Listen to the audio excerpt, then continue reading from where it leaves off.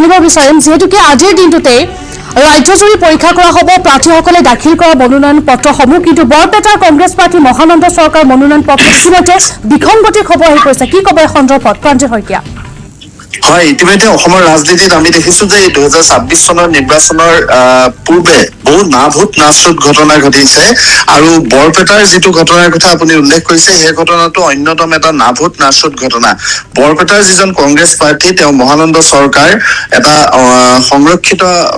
সংৰক্ষিত আসন ডিলিমিটেশ্যনে বৰপেটা আসনখন অনুসূচিত জাতিৰ বাবে সংৰক্ষণ কৰিছে আৰু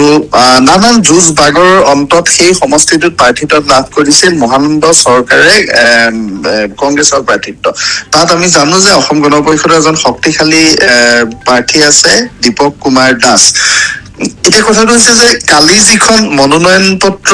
মহানন্দ চৰকাৰে দাখিল কৰিলে অতি ইণ্টাৰেষ্টিং কথাটো হ'ল যে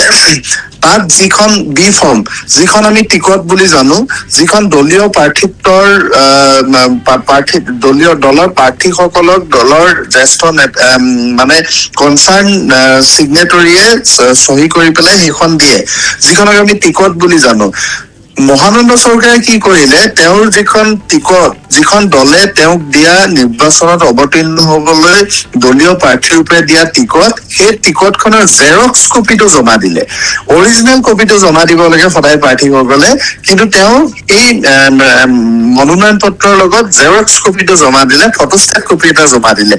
যিটোক লৈ এতিয়া বিতৰ্কৰ সৃষ্টি হৈছে কাৰণ এইটো অৰিজিনেল কপিটো দিব লাগে এতিয়া কথাটো হৈছে যে এই মুহূৰ্তত বৰপেটাৰ ৰিটাৰ্নিং বিষয়াৰ কাৰ্যালয়ত স্ক্ৰুটিনি চলি আছে মনোনয়ন পত্ৰসমূহ পৰীক্ষা চলি আছে সেই সময়তে অসম গণ পৰিষদৰ প্ৰাৰ্থী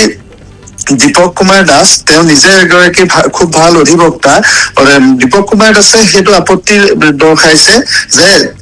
যিহেতু এইটো অৰিজিনেল কপি দিব লাগিছিল টিকটৰ তেওঁ জেৰক্স কপি দিছে তেওঁ এইটো এইখন মনোনয়ন পত্ৰখন বাতিল হ'ব লাগে এতিয়া মহানন্দ চৰকাৰৰ মনোনয়ন বাতিল হোৱাৰ সম্ভাৱনা যথেষ্ট প্ৰবল কিন্তু এইখিনিতে এটা কথা আছে সাধাৰণতে মনোনয়ন দাখিল কৰাৰ দিনটো যদিও কালি শেষ হ'ল তথাপিতো কিছুমান নথি পত্ৰ এই ধৰি লওক সাধাৰণ নথি পত্ৰ কিছুমান মনোনয়ন পৰীক্ষাৰ সময়তো প্ৰাৰ্থীজনে দাখিল কৰিব পাৰে সেইমতে মহানন্দ চৰকাৰে আজি অৰিজিনেল যিটো টিকট সেই টিকটটো আজি নিৰ্বাচনী বিষয়াক জমা দিছে কিন্তু গোটেই বিষয়টো সম্পূৰ্ণৰূপে নিৰ্বাচনী বিষয়াৰ প্ৰেৰগেটিভ তেওঁৰ সিদ্ধান্তৰ ওপৰত এতিয়া নিৰ্ভৰ কৰিব তেওঁ সেই মনোনয়ন পত্ৰখন গ্ৰহণ কৰে নে নকৰে সাধাৰণতে দেখা যায় যেতিয়া চৰকাৰৰ প্ৰভাৱ থকা প্ৰাৰ্থীৰ ক্ষেত্ৰত এইটো এটা সাধাৰণ কথা হ'লহেঁতেন কিন্তু যিহেতু এতিয়া এজন বিৰোধী পক্ষৰ প্ৰাৰ্থীজনৰ বেলিকা এই বিষয়টো অত্যন্ত চেঞ্চিটিভ গোটেই বিষয়টো এতিয়া ওলমি গৈছে মহানন্দ চৰকাৰৰ মনোনয়ন পত্ৰখন নিৰ্বাচনী বিষয়াৰ প্ৰেৰগেটিভ তেওঁ গ্ৰহণ কৰিবও পাৰে নকৰিবও পাৰে কিন্তু দীপক দাস আৰু তেওঁৰ যিটো লিগেল টিম সেইটো এনেকুৱা ধৰণে প্ৰেছাৰাইজ কৰিছে যে মহানন্দ চৰকাৰৰ মনোনয়ন পত্ৰখন বাতিল হলেও আচৰিত ল'বলগীয়া নাথাকিব আৰু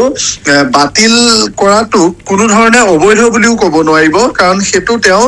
যিটো কাম কৰিব লাগিছিল সেই কামটো কৰা নাছিল এতিয়া কথাটো হৈছে যে এটা ৰাষ্ট্ৰীয় দলৰ এজন কেণ্ডিডেটে এজন প্ৰাৰ্থীয়ে এই সাধাৰণ কথাটো নাজানে নেকি বা ৰাষ্ট্ৰীয় দলটোৰ যিসকল অবজাৰ্ভাৰ আছিল বা লিগেল টিম আছিল তেওঁলোকে এই কথাটো নাজানে নেকি এইটো অত্যন্ত এটা ৰহস্যজনক বুলি বিবেচিত হৈছে মহানন্দ চৰকাৰ আৰু তেওঁৰ লিগেল টিমটোৰ ওপৰতো হয়তো সন্দেহৰ আঙুলি উঠিব কাৰণ শেহতীয়াভাৱে আমি এটা কথা জানো আৰু কালি মোৰ যেতিয়া আলাপন চোত বিজেপিৰ মুখপাত্ৰজনে এটা দাবী কৰিছিল যে এতিয়া মনোনয়ন পত্ৰ স্ক্ৰুটিনি হোৱাৰ পিছত যেতিয়া লাষ্ট ডেট অফ উইথড্ৰয়েল হ'ব মনোনয়ন পত্ৰ প্ৰত্যাহাৰৰ শেষ দিনটো আহিব সেই দিনটোলৈ অপেক্ষা কৰক সেই দিনটোত কংগ্ৰেছ বা বিৰোধী দলৰ বহু প্ৰাৰ্থীয়ে মনোনয়ন পত্ৰ প্ৰত্যাহাৰৰ সম্ভাৱনা আছে এই ধৰণৰ এটা পৰিৱেশ এই ধৰণৰ এটা নেৰেটিভ বা এই ধৰণৰ কিছুমান শাসকীয় পক্ষৰ দাবীৰ পিছত মহানন্দ চৰকাৰৰ ভূমিকাক লৈ স্বাভাৱিকতে প্ৰশ্নবোধকৰ সৃষ্টি হৈছে